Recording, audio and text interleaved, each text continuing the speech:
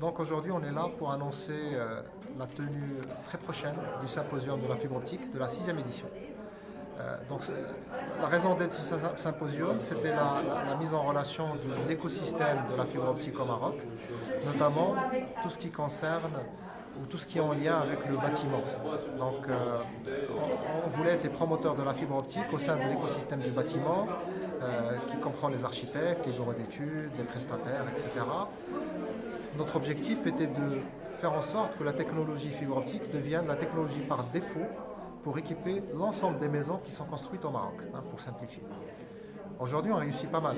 Je signale que plus que 130 promoteurs immobiliers nous ont fait confiance et ont adhéré à notre projet et équipent aujourd'hui leur projet avec la fibre optique qui est exploitée par Orange, y compris des logements sociaux, ce qui est très important et ce qui réduit la fracture numérique.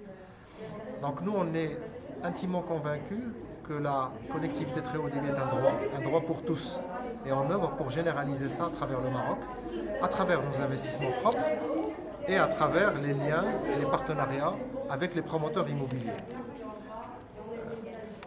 Le contexte particulier du Covid et de la pandémie a poussé vers une hyperconnectivité qui favorise notre position, qui favorise la position qu'on a prise, qu'on a défendue, qui est celle que la connectivité doit être là pour tous. Pourquoi? Parce qu'on a vu émerger des nouveaux besoins pour les études, des besoins pour le télétravail, pour la télémédecine, etc.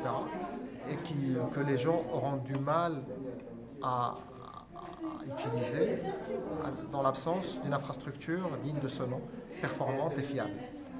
Donc aujourd'hui, il faut aller dans ce sens et il faut avancer pour généraliser cette infrastructure. Mais la pandémie nous montre aussi que cette hyperconnectivité n'est pas sans risque. Elle peut être risquée parce que les réseaux sont ouverts, que ce soit pour les particuliers ou les entreprises. On peut être sur des schémas de piratage, de ransomware, etc. Et c'est une sous-thématique de symposium de cette année, la confiance numérique. Comment faire en sorte de construire aussi des réseaux dans une relation de confiance, que les clients soient sécurisés par rapport à leurs données, que les clients puissent exploiter ces réseaux-là en toute sécurité et puissent ne pas être victimes de ces piratages qui peuvent menacer l'intégrité de leurs données ou leur intégrité même physique. Donc aujourd'hui, c'est important pour nous, c'est la thématique, mais la confiance est un concept beaucoup plus large. La confiance dans la relation entre Orange et ses clients, la confiance dans la prise en charge des réclamations clients, tout ça, ce sont des thématiques sur lesquelles on travaille et sur lesquelles on est actif. La relation client Orange a été sacrée meilleure relation client de l'année 4 fois de suite. C'est pas pour rien. C'est pas pour rien. Il y a une confiance établie avec le client.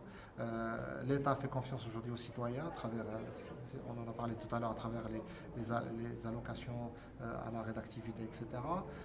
Donc la confiance est un concept large que le numérique vient renforcer et vient s'inscrire dans ce sens. J'ai une question à vous poser. C'est par rapport à la boucle locale. Vous avez cité tout à l'heure que Orange, est-ce que Orange n'a pas accès carrément à l'infrastructure déjà existante?